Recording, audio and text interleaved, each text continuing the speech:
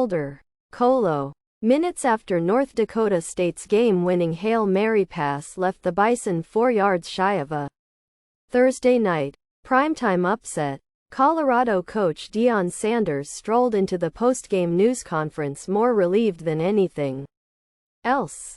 "You ever felt like you won, but you didn't win?" Sanders asked. He was summing up his own feelings in the moment, but he could have been speaking for all Buffs fans who left not quite sold out Folsom Field having watched a version of their team that looked a lot like the disappointing one from a year ago. Colorado did a lot of good things in its 31-26 win, but it wasn't the type of comprehensive performance against a lower division team that will inspire fresh optimism about a significant step forward to come this season. Quarterback Shedeur Sanders and two-way star Travis Hunter looked every bit like the potential top 5 NFL draft picks their coach expects them to be. Sanders completed 26 of 34 passes for 445 yards, and 3 of his 4 touchdown passes were to Hunter, who represented an unfair mismatch for NDSU's secondary. He finished with 7 catches for 132 yards. "I think 31 NFL scout came tonight and I think they saw what they came to see. So, let's move on from there," Deion Sanders said. "I'm going to try my best to hold back my anger. But we got the W." The more Sanders talked, the more positive he was about the team's performance. But it still stood in stark contrast last year's season-opening win against TCU, after which Sanders now famously proclaimed, "Do you believe now?" Quote, "After that game, Sanders had people convinced the Buffaloes could compete for a conference title.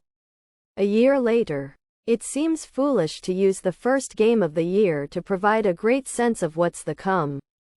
Early last month at Big 12 Media Day in Las Vegas, Sanders was asked about his expectations for the season. It was a standard off-season type of question to kick off an interview. And after a last-place finish in the Pac-12 last season, it would have been reasonable for Sanders to be measured in his response or to lean into any number of coaching standbys that don't invite additional external scrutiny. Instead, Sanders dismissed the notion the Buffaloes didn't belong in the same breath as the conference favorites as they moved to the Big 12. "I'd be an idiot to sit over here and not tell you we plan on winning," he told ESPN. "I don't know who sits down and says they don't plan on winning. You got to be an idiot to say that. Winning a national title? Winning the Big 12? Winning more games than they lose?" He stopped short of providing specifics. But this was not a man who was open to the idea the Buffs' 4-8 finish from a year ago was grounds for the idea they would be competitively irrelevant again in 2024. One of the main reasons he cited for why winning was the expectation was a revamped offensive line. Aside from center Hank Zielinskis, who started 2 games last season, the rest of the unit made their debuts against NDSU, and they finished with mixed reviews. Although Sanders was only sacked once, he was consistently put under pressure and the line failed to open consistent lanes in the run game. Colorado finished with a measly 59 yards rushing on 23 carries. 2.6 yards per carry. You would love to run the ball a little more, but shoot. When you have 504 yards of total offense, I'm pretty good, Sanders said. I'm going to sleep good. Really good tonight with that. So, I'm cool with that. We would like to see a little more balance. But what is balance? Balance is wins. Shedeur Sanders also hinted that his offensive line might have had something extra to play for. The O-line had an incentive. That's it. They had a great incentive, he said.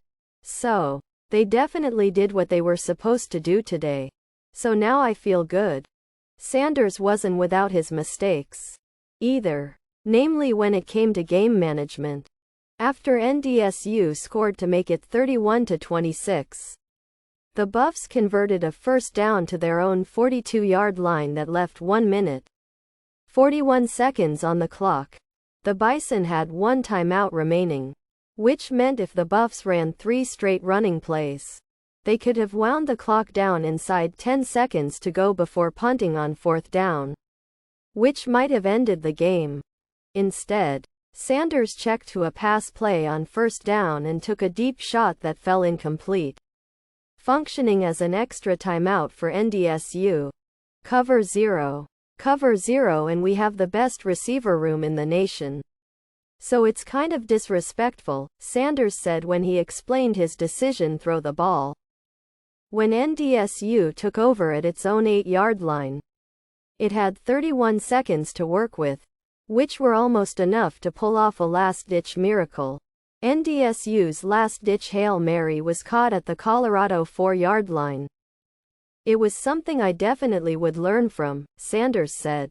So that's why I'm happy. Everything in my life, I always was able to learn from it. So, there are not too many mistakes you're going to see I made twice. That's just something I'm going to learn. Understand that even if it looks super tempting, you just got to go with running the ball in that situation. In the end, it didn't matter. Colorado got the win, even if it didn't feel like one.